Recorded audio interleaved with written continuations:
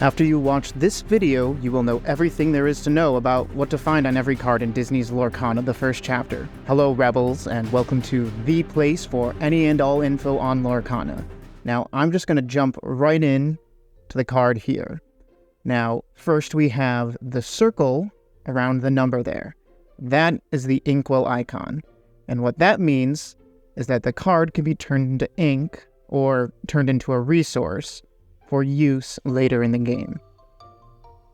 Now, within that inkwell icon, we have a number. That number is how much ink is needed to play the card. Next thing we have is the artwork here. So we have a nice little Maleficent, and if you couldn't tell from our set here, a lot of Maleficent. Like Maleficent quite a bit around here. But nice art here. Below that, we have the name of the card. Now, for the name of the card, for character cards, we'll get into that a bit more later. We have a specific subname here, but for most cards, or for all cards, you have the name right there.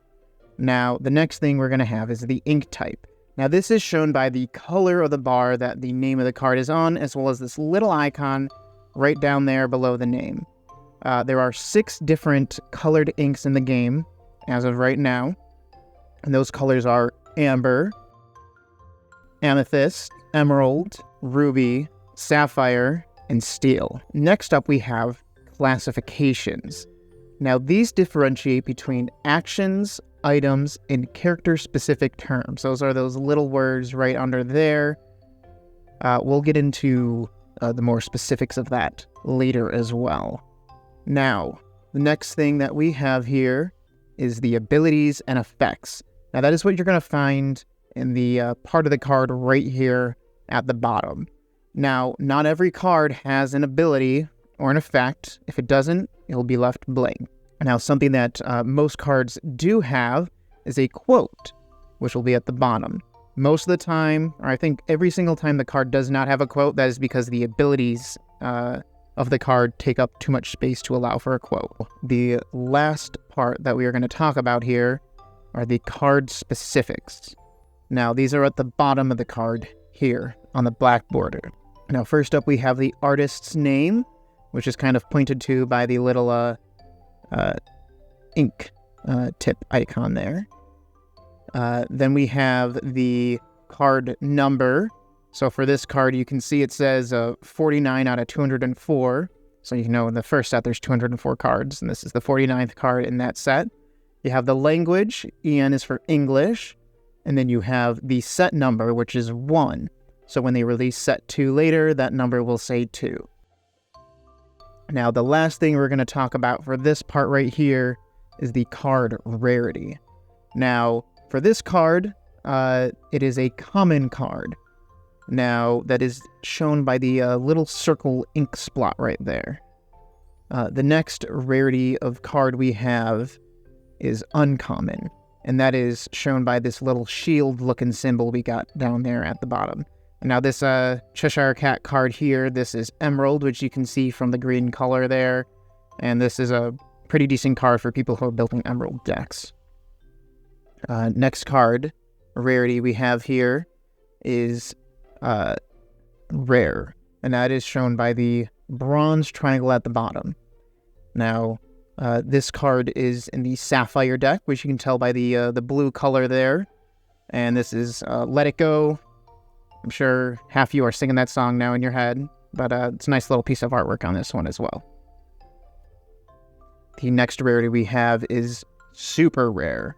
Now, that is shown by this silver diamond shape that we have at the bottom there. Now, this is an ambered color card, and this is a pretty decent card too for certain song build decks, but a little nice piece of artwork for Ariel there. And now for the last rarity type, we have Legendary. Now, Legendary is shown by this hexagonal gold shape down at the bottom. Now, this is one of my favorite cards in the game, art-wise at least, in design. This is Brave Little Tailor Mickey Mouse from the Ruby set. Quite an expensive card, but an amazing piece of artwork. They poster all over promotion material for the game. Now, the next thing we're going to talk about is what you're going to find on every single character card. So, I got an example character card here from the Steel deck. This is Tinkerbell. This one isn't the amazing Tinkerbell card that everybody talks about, but this is a good one to have since it can lead to you being able to use that card earlier. Now, with this card, we're going to start off with the character version name. So that's the little name underneath that I had been using. So this isn't just Tinkerbell, this is Tiny Tactician Tinkerbell. Let's say that 10 times fast. Now, what this means is if you have a different card in the game that's a Tinkerbell card, and it says something like, Best Friend Tinkerbell or something like that, when it comes to the game rule that you can only have 4 cards of the same name in your deck, this is what allows you to have, let's say, more than 4 Tinkerbells, but you can only have 4 of the Tiny Tactician Tinkerbell. Now, the next part we're going to talk about is the special character classifications. Now, if you remember from what I said earlier, you have these little titles here on character cards. Now, right now in the game, there are currently 3 different glimmers, and think of that as like the multiverse for this game of cards. You have Storyborn, which is basically the standard Disney story that you know. You have Dreamborn, like this card here, which we don't know too much about that glimmer or multiverse just yet, but it's kind of like a different version of that character. And then we will have Floodborn characters. Now, we've learned a little bit more information about those recently. If you actually want to learn a little more about that, we have a video covering the beginning of that you can check out on the channel here. But they're essentially slightly twisted and altered versions of different characters. And then you have other names like Ally, Fairy, you'll have Hero, Villain. That's important when it comes to the character's ability and if it specifically states a character classification. The next thing we have on character cards here is its strength, and that's shown in this circle here that has kind of like these 6 spikes or 8 spikes that stick out of it. And that is essentially how much damage the character deals when challenging or being challenged. It's basically, if they're hitting you, that's how much they hit you for. The next thing that goes along with that is willpower, which is in this little shield icon right to the right of it. And that is how much damage a character can take before being banished or essentially having to discard the card, make it exit from the game.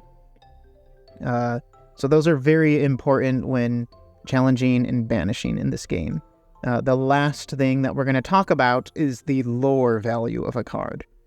Now, this is how many points the card scores when you quest it, or when you play it, essentially, to get points. And that's this little icon right there. The number on here, like you can see 1 here, or if you look at the Mickey card here, he's got 4 on there. That's how many points you score when you use the character to score points. Now, for what you're going to find on every single card in Lorcana, the first chapter, that's it. Now, if you're looking for more videos on Lorcana, check out the playlist or video here. Until next time, have fun and game on.